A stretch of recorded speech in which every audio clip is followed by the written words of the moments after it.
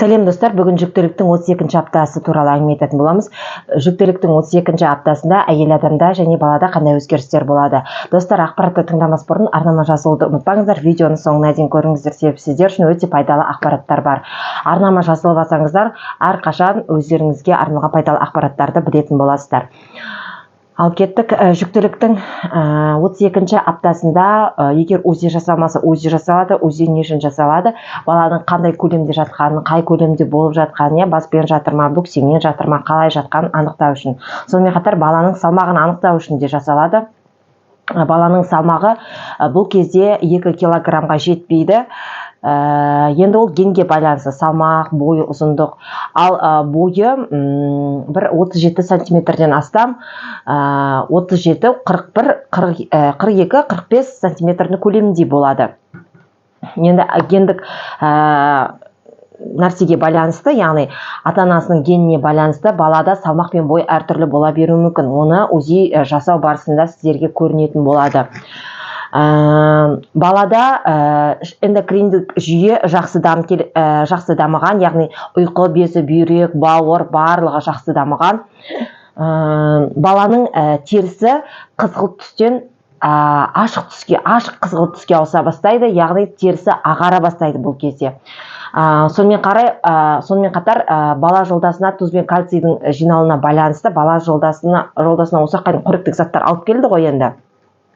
Тұз бен кальций жиналуына байланысты бала жолдасынан жаңағы онша қоректік заттар алып келді, бірақ осы бала жолдасына жақсы тексертіп алған дұрыс болады.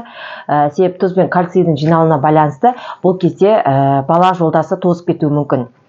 Бұны енді УЗИ кезінде анықталады. Бір әйелдерде бұл тозып кетеді, бір әйелдерде қалыпты жағдайда болады.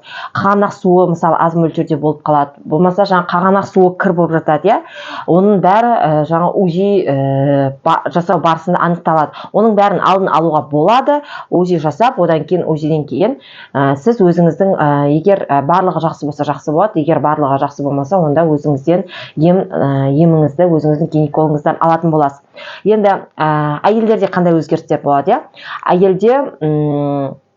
Әйел бұл кезде шашаңқылық жиі бола бастайды, қызыл иек қанай бастайды дедім осы бірінші аптадағыдай. Бұл кезде кальций өте көп кеткендіктен, яғни ашыған сүт өнімдерін жеу кеңес беріледі. Ашыған сүт өнімдерін, кальцийге бай өнімдері, алманы, жаңғақты. Енді кальцийге бай болмаса да көбіне көп алма, жаңғақ, осы ашыған сүт өнімдеріне байланысты өнімдерді әйелге көп жеу керек болады. Үшінші триместрде тіс емдетуге болмайды, тісті тек қана екінші триместрде емдету керек. Енді үшінші триместрде қатты бір жұлып, қатты бір дызылдатып ауырып кетпесе, онда сіз тісіңізді емдете алмайсыз. Туып болғаннан кейін 40 күн өткеннен кейін емдеп береді стоматологтар. Оған дейін тісіңізді тек гигиенамен сақтап, дұрыс тамақтану арқылы тісіңізді сақтай аласыз.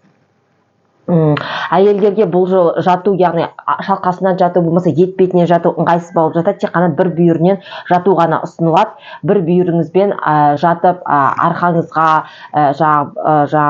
аяқтарыңыздың арасына жастықшалар қойып, сөйтіп жатып өзіңізді демалдырып алсаңыз болады. Себебі басқалай жату сізге зиянды болып келеді.